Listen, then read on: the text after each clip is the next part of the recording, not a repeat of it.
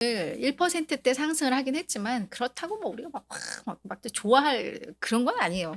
지난주에 내린 게 얼만데 뭐 고작 요거 올랐다고 뭐 우리가 뭐 거기에 또 환호하고 뭐 이럴 건 아니고, 또 시장이 이렇게 좀 올랐다고 해서 큰 의미가 없는 게 지금은 그냥 변동성 장세입니다. 그죠? 그래서 저희가 많이 급락했을 때도 거기에 우리가 위축될 필요 없다라고 이야기하듯이 이렇게 올랐다고 해서 우리가 뭐 좋아할 것도 아니에요. 그죠? 그래서 9월, 10월은 이렇게 위아래로 좀 큰 폭의 진동이 있을 수 있는 만큼 그냥 초연하게 보는 거죠. 지난주에 그렇게 빠졌으면 양심이 있으면 이 정도는 또 올라줘야지. 뭐 이 정도의 느낌? 그죠? 그래서 지난주 뭐 다시 한번 저희가 뭐 리뷰를 해보자면, 금요일장도 안 좋았어요. 뭐 각각 뭐 1%, 뭐 나스닥은 뭐 2.6%까지도 급락을 했었고, 그러다 보니까 주간 기준으로 보니까 다우가 한 2.9, 그리고 S&P 500이 4.3, 나스닥은 5.8%. 뭐 정말 최악의 한 주를 지난주에 보냈습니다. 그래서 지난주 금요일에 주요 이슈가 바로 8월 고용보고서가 발표가 됐는데, 우리 막 16만 1,000건, 신규 일자리 이 정도 늘 거야라고 했는데 웬걸 14만 2천 건으로 대폭 쪼그라들었었죠. 근데 실업률은 또 4.2로 전월 4.3보다는 또 줄었어요. 임금 상승률도 좀 높았어. 그러다 보니까 딱 우리가 계속 했던 것처럼, 신규 채용은 좀 둔화되는데 확실히 뭐 해고는 또 좀 크지 않은, 뭐 약간 이제 그런 류의 느낌이 좀 났던, 약간 이게 혼조되어 있던 고용 보고서였습니다. 하지만 이 신규 일자리 수가 매우 또 중요한 지표인데, 확실히 경기가 좀 고용 시장의 상황이 좀 좋지는 않구나라는 건 또 우리가 느꼈죠. 느낌적으로. 그러면서 뭐 금요일장도 안 좋았고 주간장도 안 좋았고, 그래서 오늘장은 근데 지난주 많이 하락한 데에 대한 뭐 반발 매수 정도였다라고 보시면 될 것 같아요.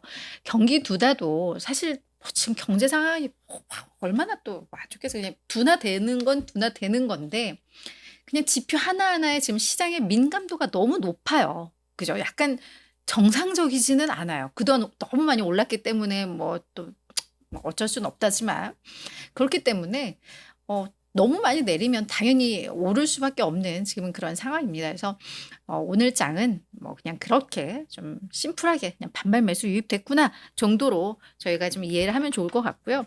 이번 주에는 물가 지표가 줄줄이 발표됩니다.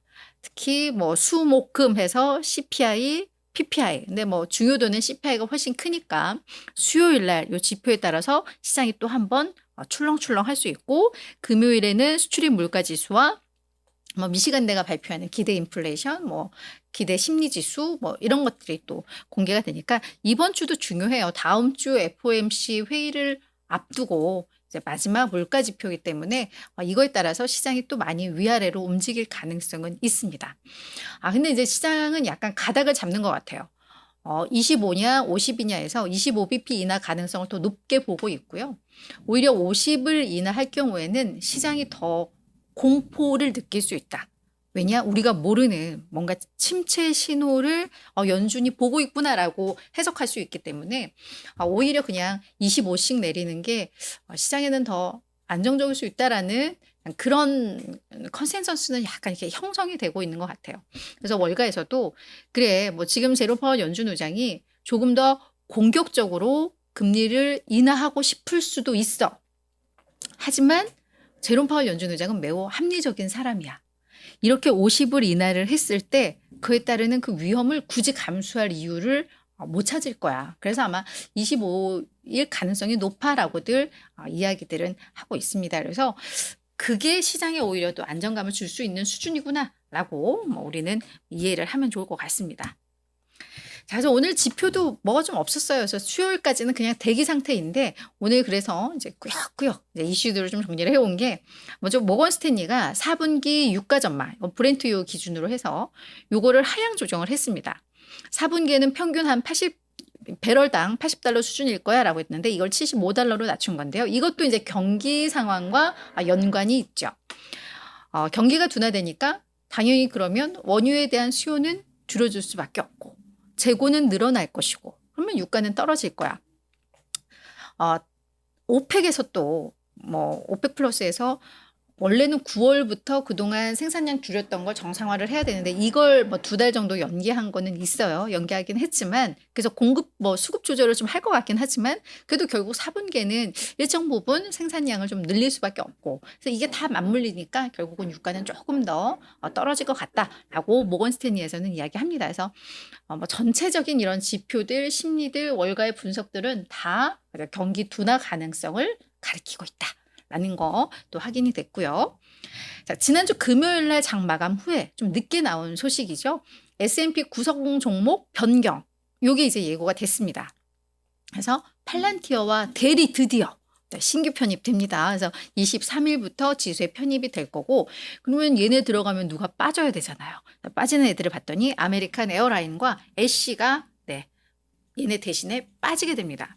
오늘 팔란티어 주가는 그래서 많이 올랐어요. 팔란티어가 한 14% 주가가 급등했고 델은 한 4% 정도 올랐고 빠지는 애쉬는 1.6 빠졌는데 에어라인은 오늘 또 한 4% 올랐어요. 그래서 에어라인 오늘 뭐 여행 수요가 뭐 양호하다라고 하면서 항공주들 전반적으로 오르면서 지수에서 빠지는 거 영향 그래도 오늘 제한적이었는데 뭐 다행이죠. 그래서 뭐 요런 오늘 흐름들이 있었다라는 거 또 확인이 될 것 같고요. 델은 이따가 다시 한번 요것도 조금 더 깊이 보도록 하겠습니다. 자, 그리고 오늘 트럼프 테마주들이 동반 강세를 보였습니다. 트럼프 테마 오늘은 그냥 딱 2가지 테마주가 많이 좀 올랐는데요. 코인주 그리고 대마초 관련주들이 동반 급등을 했습니다. 먼저 다들 뭐 월가에서도 트럼프가 당선이 되면 이번에 비트코인이 뭐 4분기에 8만에서 9만 달러까지 오를 수 있어. 이제 완전히 이게 친암호화폐적인 이 흐름들을 행보를 보여주다 보니까 뭐 그런 것 같아요. 근데 그러면 오늘 갑자기 트럼프 테마가 왜 떠? 했더니 이제 대선 토론회, 주요 대선 후보들의 토론회를 앞두고 있고 지난번 바이든과의 토론에서 승기를 좀 잡았던 경험이 있잖아요. 그래서 그거에 대한 기대감 그리고 이제 여론조사에서도 약간 오차범위긴 한데 트럼프가 또 약간 우위인 모습들이 좀 나오고 뭐 이러면서 그렇다면 코인 괜찮겠는데? 뭐 이러면서 오늘 뭐 코인베이스도 한 5% 올랐고요. 클린스파크, 마라톤 디지털, 마이크로 스트래티지 모두가 다 9%대 급등을 했습니다. 오늘 코인도 다 좋았어요. 그래서 같이 좀 맞물렸고요. 대마초 관련해서는 아마 이 SNS에다가 글을 올린 것 같아요. 플로리다 주의 한해, 성인들의 한해, 대마초를 이거 사용하는 걸 좀 합법화할 필요가 있다. 라는 이야기를 했던 것 같습니다. 그래서 틸레이, 이 대마초 관련 기업인 틸레이가 오늘 한 5% 올랐고요. 이 대마 관련된 기업들로 또 ETF를 구성한 게 있더라고요. 그래서 티커가 MJ와 MSOS인데 얘들이 각각 7에서 한 11% 간밤에 급등을 했습니다. 그래서 그래도 이 트럼프라 하면 공화당이면 상당히 좀 보수적이고 이러면 뭐 이런 대마나 이런 거에 대해서도 되게 보수적일 것 같은데 그죠? 또 뭐 이 사람이 약간 취향인 것 같기도 하고 그래서 오늘 이 테마주들은 오늘 강세를 보였다라는 거 또 정리를 해드리도록 하겠습니다.